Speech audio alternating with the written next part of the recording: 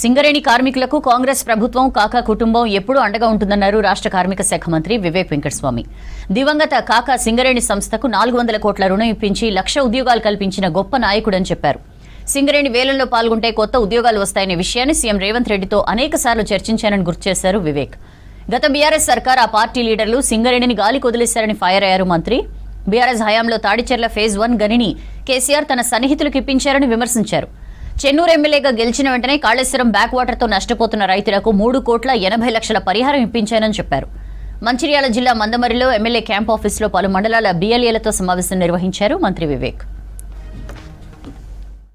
రాష్ట్ర అండర్టేకింగ్స్కి మీరు ఎట్లయితే కోల్ బ్లాక్స్ స్పెషల్గా అలాట్ చేస్తున్నారో ఇక్కడ తాడ్చర్లలో కూడా కొత్త మైన్ ఇవ్వాలని చెప్పి వారు కొట్లాడడం జరిగింది. ఇంకోటి, ఎప్పుడైతే కేంద్ర ప్రభుత్వము వారికి ఒక అవకాశం ఇచ్చిందో, మీరు ఏమైనా గనులు మీకు కావాలంటే స్టేట్ గవర్నమెంట్ అండర్టేకింగ్కి మేము సిద్ధంగా ఉన్నాము అని చెప్పి కేంద్ర ప్రభుత్వం అడిగినప్పుడు టీఆర్ఎస్ ప్రభుత్వం వాళ్ళు నిద్రపోతున్నారు. అప్పుడు కూడా ఎంపీగా మన మాజీ శాసనసభ్యులు సుమన్ ఉండే, కానీ వారు చొరవ తీసుకోక ఆ రోజు సింగరేణి సంస్థకు ఏదైతే ప్రిఫరెన్షియల్ అలాట్మెంట్లో వచ్చే గనులు వారు మనకు అది కోల్పోవడం జరిగింది. కానీ నేను వచ్చిన తర్వాత నచ్చజెప్పి మన ఆర్కే5లో ఇక్కడ ఒక కొత్త గని రావాలి అని చెప్పి వేలంలో పాల్గొని కొత్త గని రావడం జరిగింది.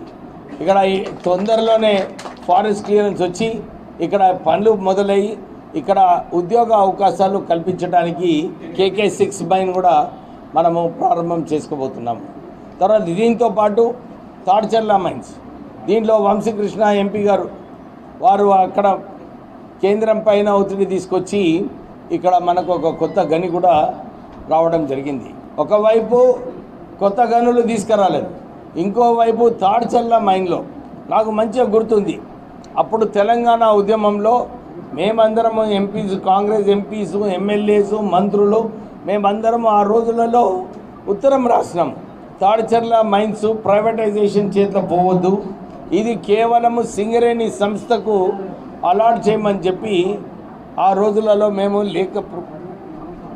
లేఖ ఇచ్చినప్పుడు రాష్ట్రము కేంద్రము ఇద్దరు కూడా నిర్ణయించుకొని అప్పుడు ఏఎంఆర్ కంపెనీకి ఈ గని అలాట్ చేయలేదు. టీఆర్ఎస్ ప్రభుత్వము సత్తాలో వచ్చిన తర్వాత అదే గని ఎప్పుడైతే మేము కొట్లాడి ఏఎంఆర్కి ఇవ్వద్దన్నామో వీళ్ళు జెన్కోకి ఇచ్చి జెన్కో నుంచి ఏఎంఆర్కి ఇప్పించడం జరిగింది. అంటే కేవలము ప్రైవేటైజేషన్ చేయడానికి వాళ్ళ దగ్గరికి వెళ్ళి డబ్బులు తీసుకొని ఏఎంఆర్ కంపెనీకి ఆ గని ఇవ్వడం జరిగింది. సిఎండి ఎవరైతే కేసీఆర్కి కుటుంబ సభ్యుడు, ఆయన ఒక ఉత్తరం రాసిండు, ఈ బొగ్గు మాకు పనికి రాదు సింగరేణి సంస్థకు అని చెప్పి దీన్ని ప్రైవేటైజేషన్లో పెట్టడం జరిగింది. సో మేము ఇదే చెప్తున్నాము, ఏదైతే టీఆర్ఎస్ పార్టీ నాయకులు కేసీఆర్ సింగరేణి సంస్థను కాపాడకుండా దాన్ని నష్టాలలో ఉండటానికి కొత్త మైన్లు రాకుండా చేసింది కేసీఆర్ ప్రభుత్వం.